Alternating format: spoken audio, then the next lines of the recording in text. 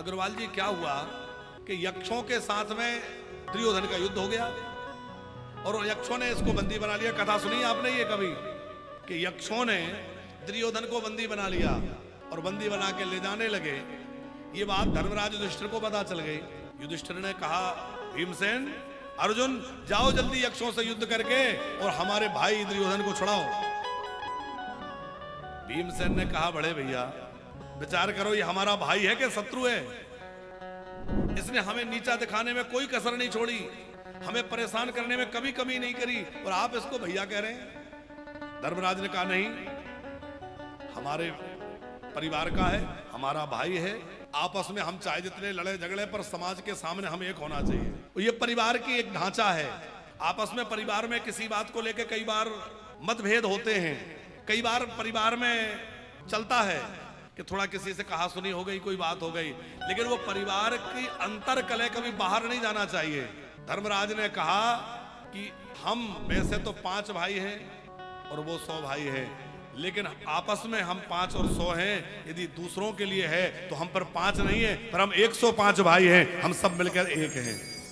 ये समाज के सामने होना चाहिए कि हमारे परिवार में भले ही थोड़ा आपस में मतभेद हो, कोई बात विवाद हो, लेकिन यदि हम समाज के सामने जाएं तो हमारा पूरा परिवार एक होना चाहिए। हम सब एक हैं, हमारे अंदर कोई नहीं।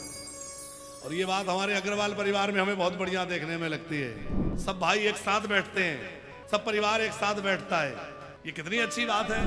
और सब बड़े भैया का कितना आदर करते हैं, मझले भैया का कितना आदर करते हैं, सब एक दूसरे का कितना सम्मान रखते हैं। ये बहुत अच्छी बात है, ये परिवार में होना चाहिए। तो जब युधिष्ठिर ने ये बात कही, कथा आपको समझ में तो आ रही है ना? नहीं तो कहो महाराज सीधी सीधी नहीं सुना रहे, जाने कहां कहां सुना रहे हैं।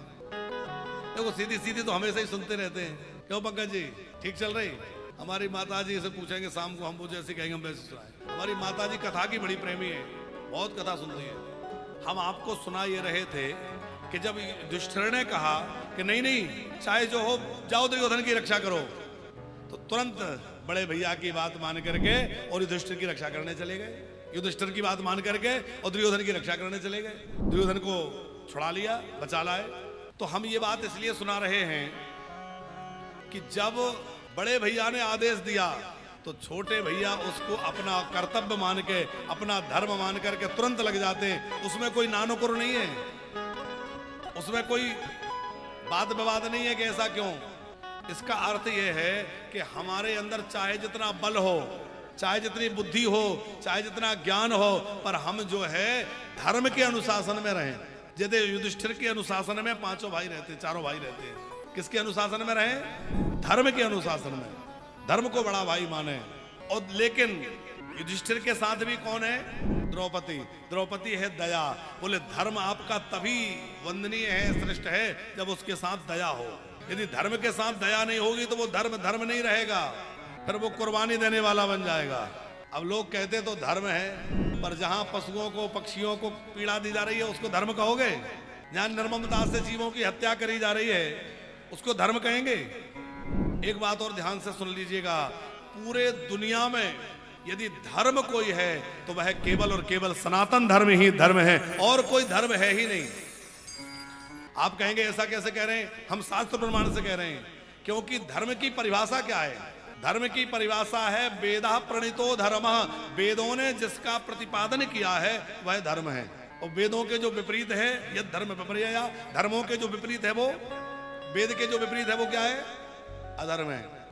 तो जितने भी मत पंथ चल रहे हैं वो सब वेद धर्म का विरोध करने वाले हैं, तो क्या वो धर्म कहलाएंगे?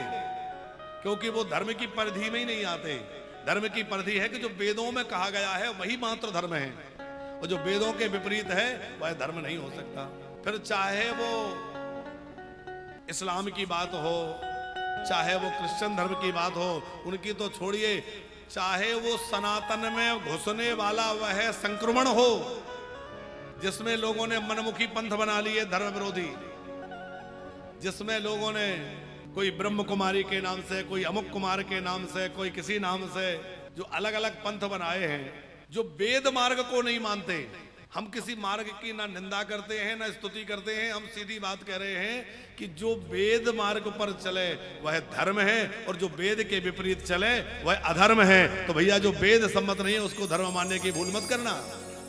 वो धर्म नहीं है, शास्त्र सम्मत जो नहीं है। अच्छा, दूसरे नंबर पर है भीम। भीम बल है, तो बल के साथ में भी दया का होना अनिवार्य है। भीमसेन के साथ भी द्रौपदी है कि नहीं है? चाहे जितना बल हो, पर उस बल के साथ में दया हो। यदि बल के साथ में दया नहीं होगी तो आपका बल हिंसक हो सकता है, आपका बल लोगों को क्षति पहुंचाने वाला हो सकता है।